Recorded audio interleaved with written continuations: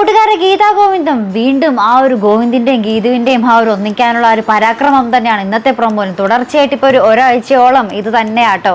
അവർ പരസ്പരം പ്രണയം തുറന്ന് പറഞ്ഞതിന് ശേഷം ഇത് കുറേ ദിവസമായി ഇങ്ങനെ നമ്മുടെ പ്രേക്ഷകരുടെ ക്ഷമ നശിപ്പിക്കുന്നു എന്ന് തന്നെ വേണം പറയാൻ.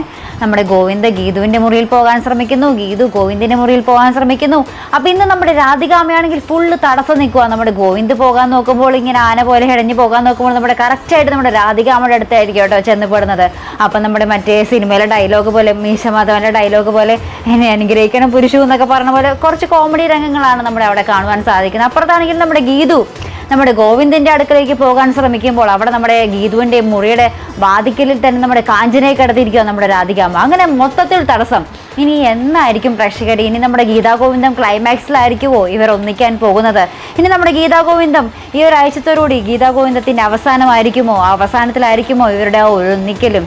എന്തായാലും നമുക്ക് കാത്തിരുന്ന് തന്നെ കാണാം പ്രേക്ഷകർ. എന്തായാലും നമ്മുടെ പ്രേക്ഷകരുടെ ക്ഷമ ഇനിയും നശിപ്പിക്കാതെ എത്രയും പെട്ടെന്ന് അവരൊന്ന് ഒന്നിപ്പിച്ചേക്കണേ അല്ലേ? അപ്പോൾ എന്തായാലും നമുക്ക് കാത്തിരിക്കാം. അപ്പോൾ ഇതുപോലുള്ള പ്രൊമോ റിവ്യൂസിനും എപ്പിസോഡ് റിവ്യൂസിനും ഒക്കെ നിങ്ങൾ മറക്കാതെ ചാനൽ സബ്സ്ക്രൈബ് ചെയ്യുക. അടുത്തൊരു വീഡിയോയുമായി വരുന്നത് വരയ്ക്കും ഗുഡ് ബൈ.